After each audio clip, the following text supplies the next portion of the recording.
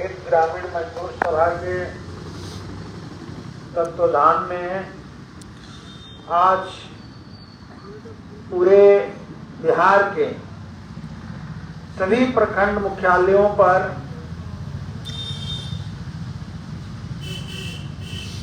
पांच गारंटी के मांग को लेकर के जो अभियान शुरू हुआ,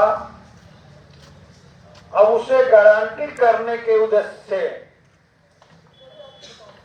धरना प्रदर्शन का कार्यक्रम आयोजित है। उसी क्रम में आज जीरादेई प्रखंड मुख्यालय पर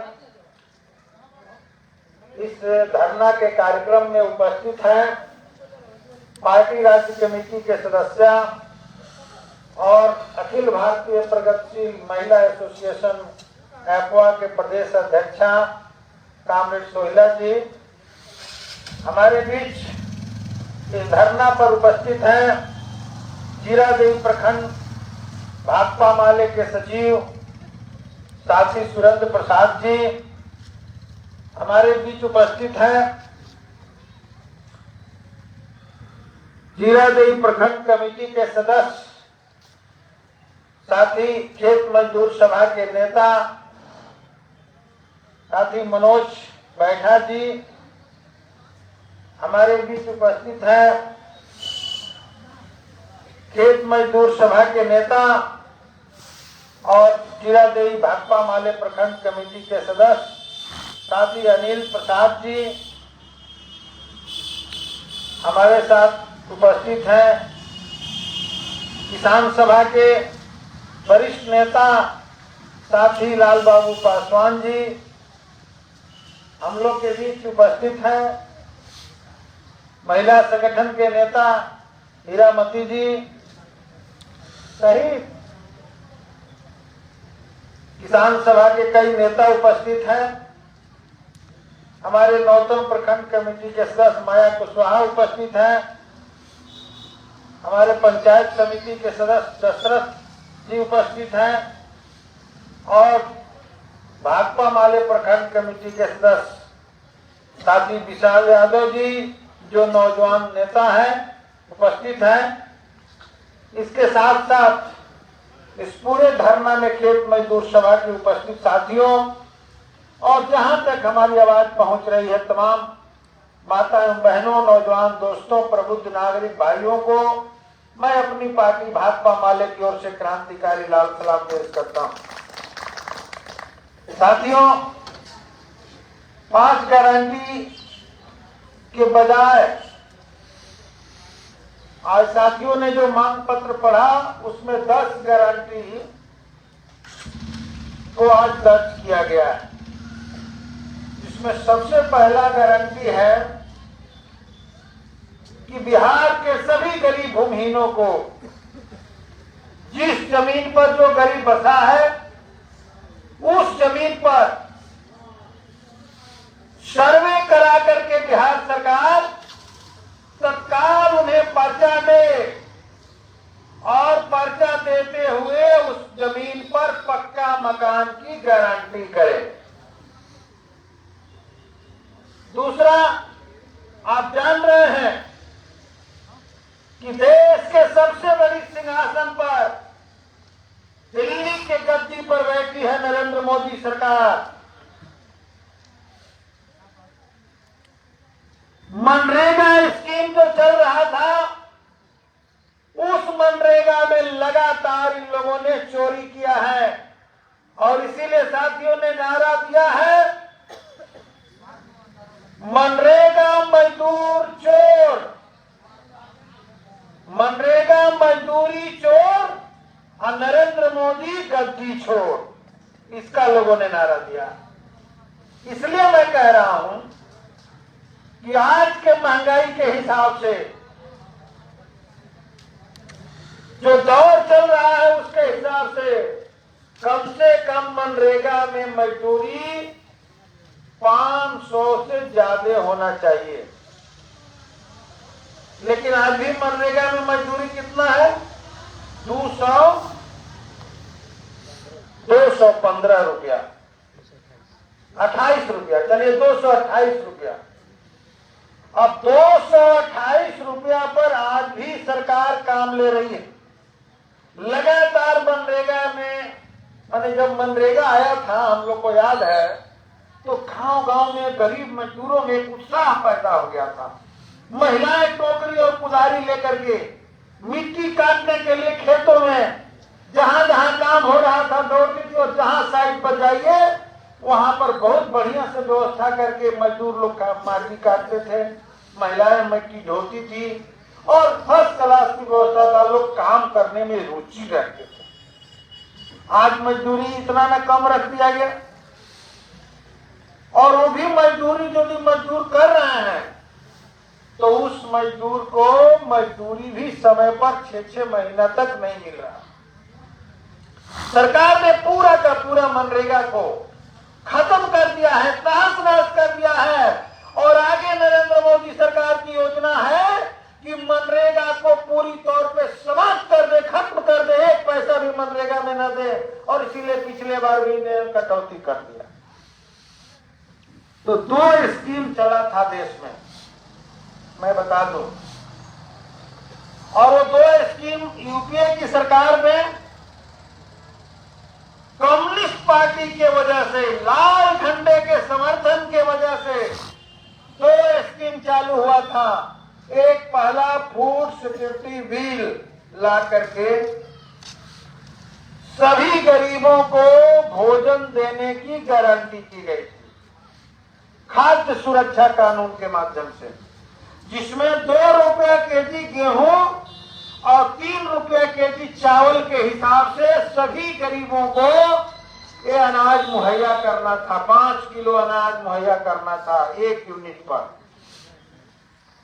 और दूसरा स्कीम था, क्योंकि मैं बताना चाहता हूं कि हिंदुस्तान के एजेंसी ने सर्वे किया था, और उस सर्वे से रिपोर्ट आया था कि आज भी हिंदुस्तान के लगभग 80% लोग, 70% लोग 10-20 रुपया से कम मजदूरी पर जिंदा, और देश के भीतर एक बड़ा विस्फोट होने की संभावनाएं दिख रही है।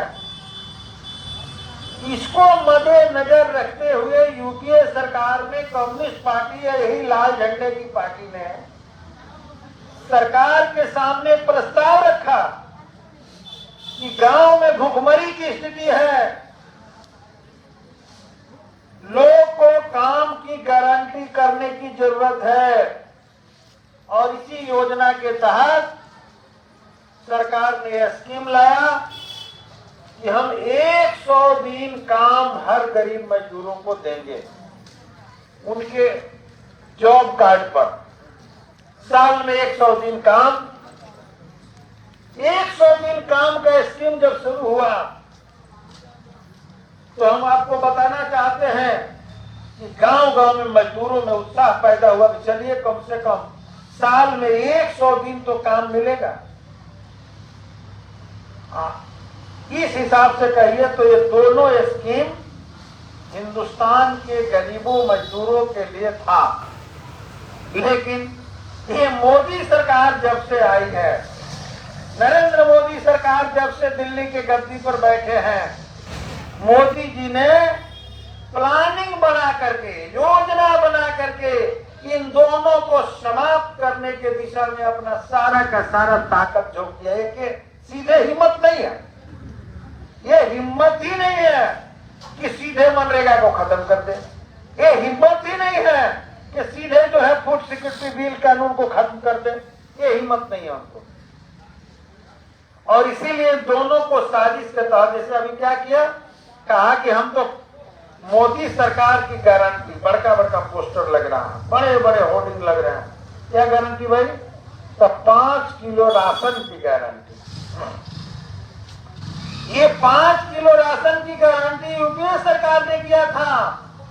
महज 11 रुपया में 5 किलो राशन की गारंटी यूपीए सरकार ने किया था,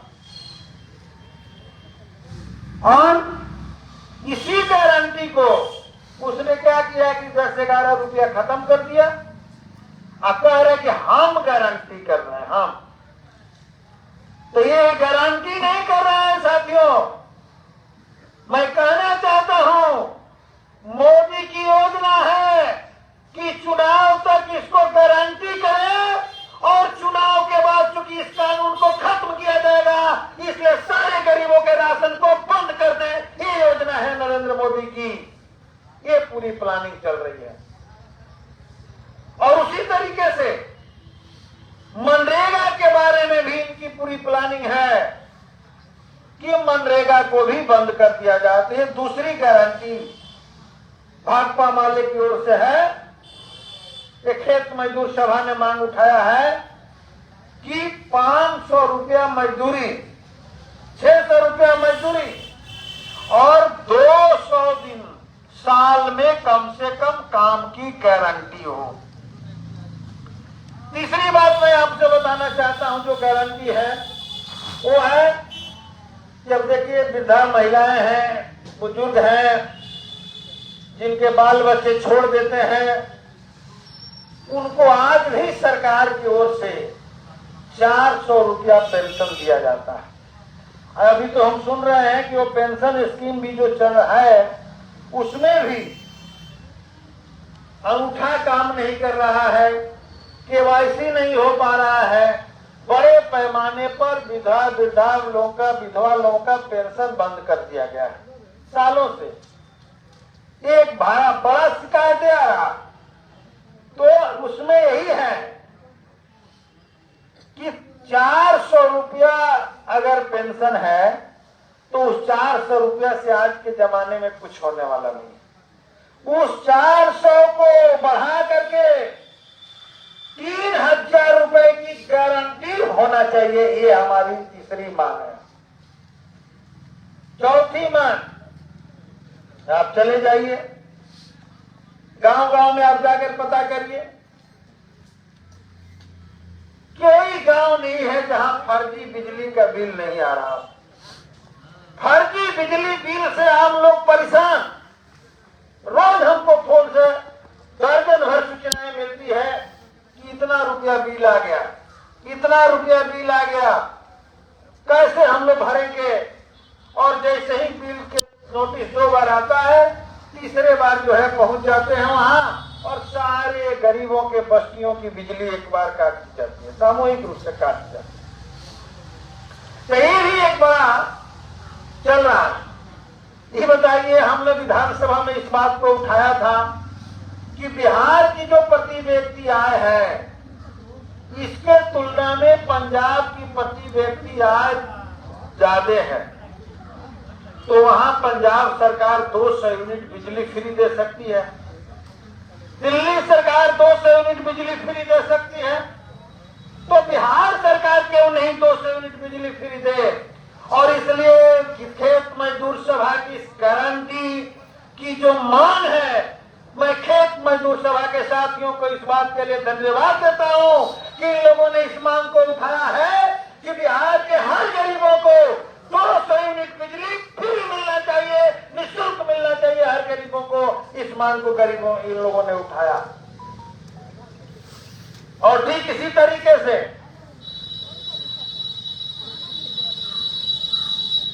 कई और मांग जो है, जैसे अभी देख लीजिए एक घटना हुई गोरिया कोठी प्रखंड के कनपुरा में।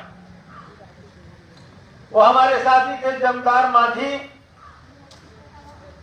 जमदार मांझी एक गरीब के बेटा थे और हमेशा गरीबों के पक्ष में खड़ा होकर के लड़ाई लड़ते थे, आवाज बुलंद करते थे। एक दिन उनके घर में बारात आई और उसी में कुछ लंपट लफुआ जो तत्व है आकर के झगड़ा किया। झगड़ा में इन्होंने FIR दर्ज कर दिया उन लोगों के ऊपर। ऑर्केस्ट्रा के सवाल पर जो झगड़ा किया था, तो इस केस को हटा लेने के लिए उनको जान से मार दिया गया, हत्या कर दी गई। दरवाजे से उठा करके ले जा करके मोटरसाइकिल में बांध करके खींच करके दरवाजे पर बांध के पिटाई की गई और जब पानी मांगा तो उनको जहर दे दिया गया, उनकी हत्या कर दी गई। अभी फुलवारी में आपने सुना कि एक दलित बेटी के साथ कैसे रेप किया जाता है, उसकी हत्या कर दी जाती है 2 के साथ,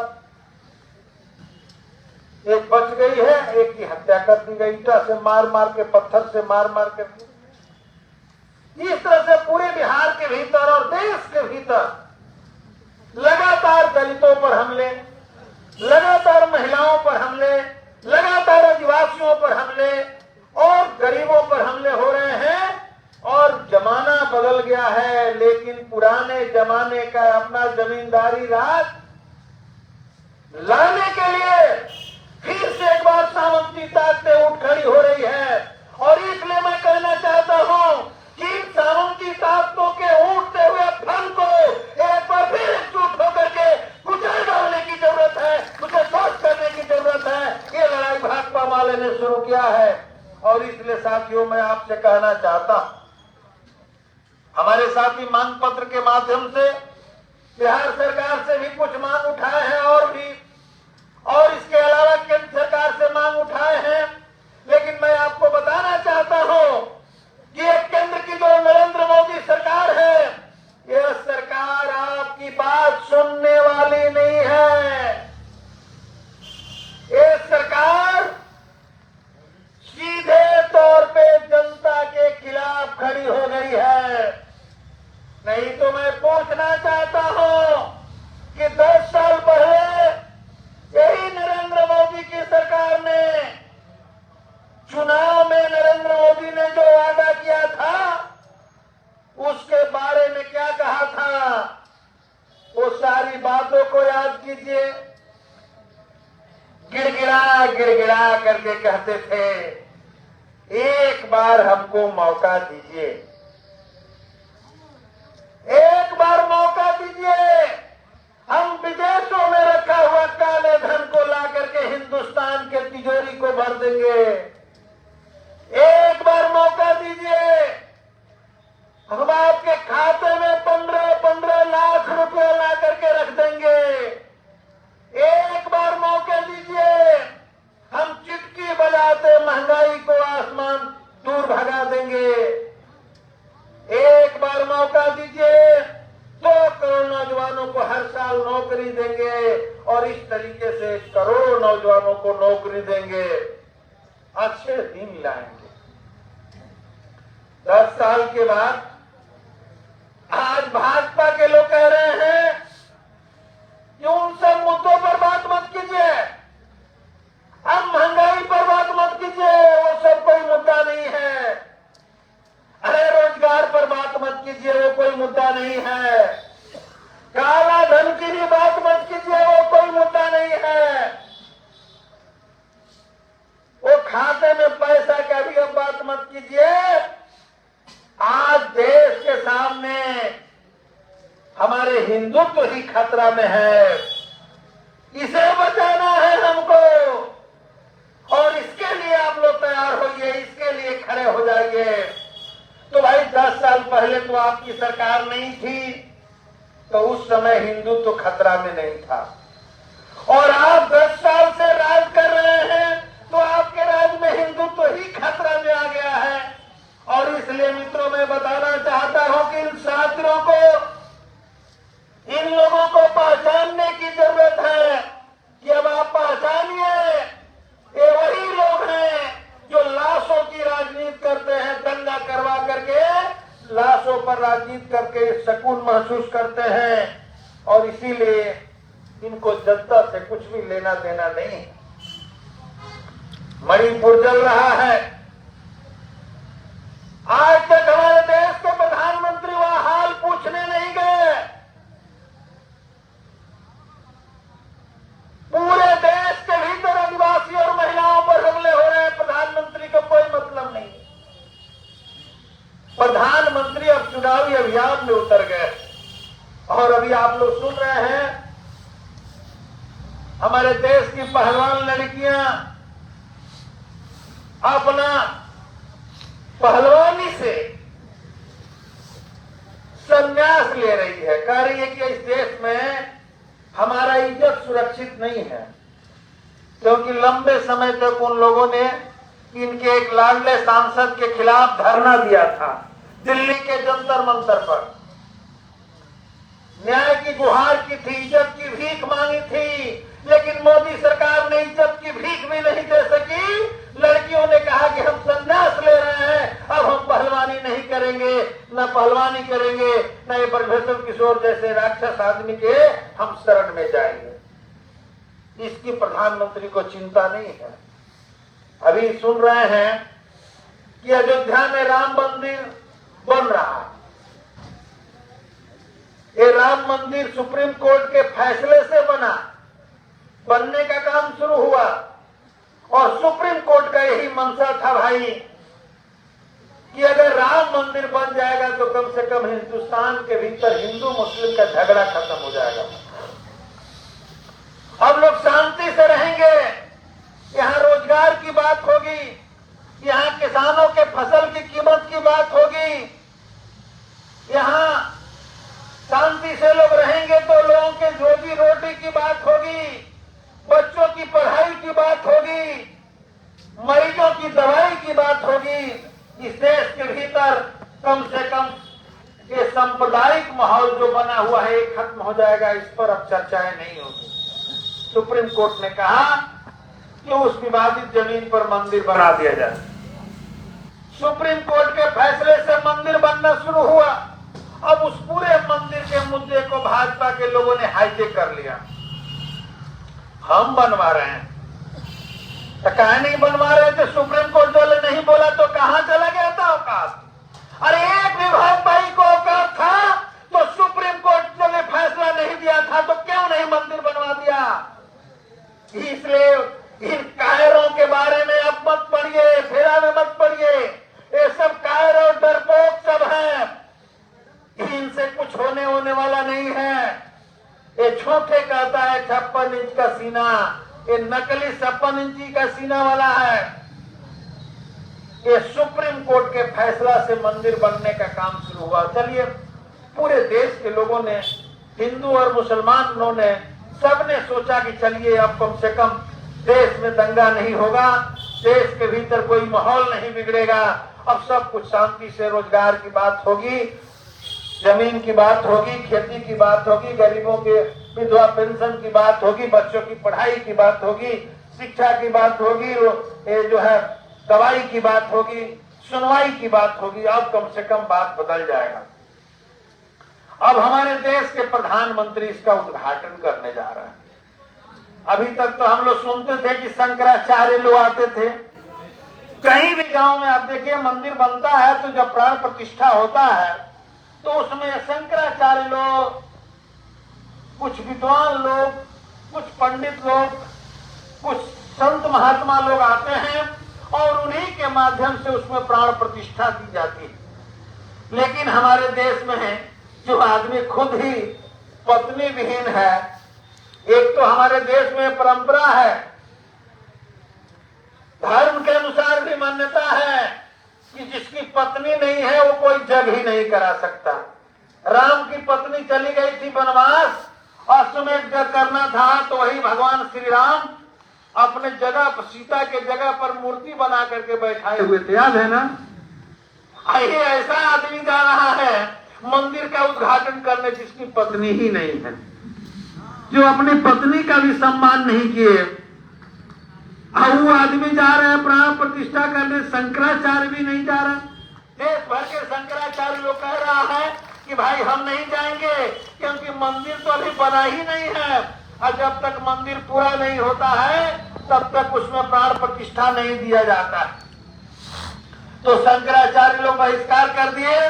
अब भाजपा के जितने चमचे हैं, दलाल हैं गांव-गांव के, जो दंगा कराने का ठेका लेते हैं, वो अक्षत और भभूत लेकर के गांव-गांव घूम रहे हैं और कह रहे हैं कि लीजिए अक्षत और भभूत, और अक्षत भभूत लेकर के, और इस अक्षत भभूत को लेकर के अयोध्या में आइए। एक बार तो अयोध्या में पहुंचा करके पूरे देश में आग लगवा दिया इन लोगों ने, अब दूसरी बार अयोध्या में पहुंचा रहे हैं। इसलिए मैं गरीबों से कहने आया हूं कि जहां कहीं भी कोई भी अक्षत लेकर आता है, भभूत लेकर आता है, उसके अक्षत और भभूत को उसके मुंह पर फेंक करके कहिए कि हमें रोटी दीजिए, हमें आवास दीजिए, हमें पेंशन दीजिए, हमें अक्षत और भभूत की जरूरत नहीं है। हमको अक्षत और भभूत चढ़ाने की जरूरत होगी तो हम घर में बैठे हुए, घर में हमारे भगवान है। भगवान के बारे में क्या कहा गया? हम में, तुम में, खड़क खम में, घट घट व्यापे राम। तो भगवान जब सब जगह है तो हम अयोध्या क्यों जाएंगे पूजा करने? ये तुम्हारे चुनाव में एजेंडा बना करके, नौटंकी करके और देश के जनता को बेवकूफ बना रहे हो। इसलिए जनता बेवकूफ बनने वाली नहीं है। इससे हमारे देश के संविधान तार तार हो रहा है। कभी भी हमारे देश के संविधान, सेकुलर संविधान में एक धर्म के कार्य को संवैधानिक पद पर बैठे हुए किसी भी व्यक्ति को करने का अधिकार नहीं, लेकिन इस संवैधानिक पद पर बैठे हुए आदमी इस काम को कर रहा है। इसलिए साथियों, मैं आपसे कहना चाहता हूं, समय कम है क्योंकि हमको एक जगह जाना है और जगह भी धरना प्रदर्शन है, नौतम में भी है, मैरवा में भी है, सभी प्रखंडों पर है। इसलिए मैंने अपील किया आगे पहले मुझे बुलवा दीजिए। मैं आप लोगों से अंत में यह कहना चाहता हूं, अपने अपने घरों में 5-5 दीपक जलाइए। कोई दीपक जलाने से कुछ नहीं होगा। ये कभी प्रचार करेंगे आखिर छठ छोड़ दीजिए, कभी प्रचार करेंगे कि जिउतिया तोड़ दीजिए, कभी प्रचार करेंगे कि यहाँ दीपक जलाइए, कभी कहेंगे कि मिट्टी का पूजा कीजिए, कभी कहेंगे कि 5 अंगुरी के गोबर से घर पर जो है निशान मारिए। ये सब नौटंकीबाज लोग हैं। ये देश के जनता को बेवकूफ बनाने वाले लोग हैं। इसलिए कोई दीपक नहीं। हमें भगवान से आस्था है, हम अपने घर में पूज लेंगे।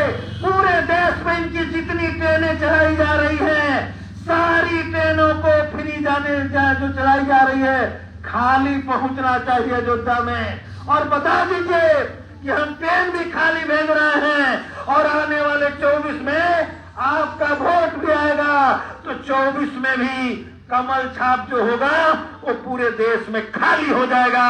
भाजपा की सत्ता उखाड़ करके फेंक दी जाएगी। मंदिर के नाम पर वोट लेंगे, मस्जिद के नाम पर वोट लेंगे, हिंदू मुसलमान के नाम पर वोट लेंगे। हमें आवास चाहिए, हमें पक्का मकान चाहिए, हमें जमीन चाहिए, हमें मनरेगा में काम चाहिए, हमें रोजी रोटी चाहिए, हमारे खेत को पानी चाहिए, हमारे धान का कीमत चाहिए, हमारे बच्चों को पढ़ाई चाहिए, हमारे परिवार के लोगों को दवाई चाहिए, हमारे सारे वृद्धा विधवा को पेंशन चाहिए, हमें बिजली फ्री चाहिए। और अगर ये सरकार नहीं देती है तो कोई अक्षत भभूत से हमें मतलब नहीं है। हम जो देगा और जो इसके लिए लड़ेगा, ये इंडिया एयरलाइंस है जो बना है, जब से बना है। भाजपाइयों का छाती में दर्द हो गया है, घबरा गए हैं। अब कुछ नहीं मिल रहा तो बोल रहे कि सीट शेयरिंग नहीं होगा इन लोगों का। अरे सीट शेयरिंग भी होगा, एक एक सीट पर हम लोग लड़ेंगे भी और पूरे बिहार से भाजपा का खाता भी हम लोग खुलने नहीं देंगे। ये भी हम बताना चाहते हैं। और देश भर में ही हाल होने जा रहा है। इसलिए 10 साल के धोखा का हिसाब लेना है। हमारे सैनिक जो मारे गए, जिसके बारे में आज तक कोई रिपोर्ट नहीं मिला, उसका भी हिसाब लेना है और एक एक चीज का बदला लेना है। मंदिर के नाम पर झांसा देकर हमारे वोट लेना चाहते हो, वो मंदिर सबका है, उसमें चाहे कोई उद्घाटन करे उससे कोई मतलब नहीं है। हम वोट मंदिर के नाम पर नहीं, मस्जिद के नाम पर नहीं, जनता के हक और अधिकार के नाम पर देंगे। इसी बात के साथ कि आपकी लड़ाई आगे बढ़ेगी, आप आगे बढ़ाते हुए, ये लड़ाई आज से शुरू हुई है, ये 24 में चुनाव जब तक खत्म नहीं होगा तब तक जारी रहेगा और भाजपा का सत्ता से बेदखल करके ही हम इस लड़ाई को खत्म करेंगे। इंकलाब जिंदाबाद। बहुत बहुत धन्यवाद।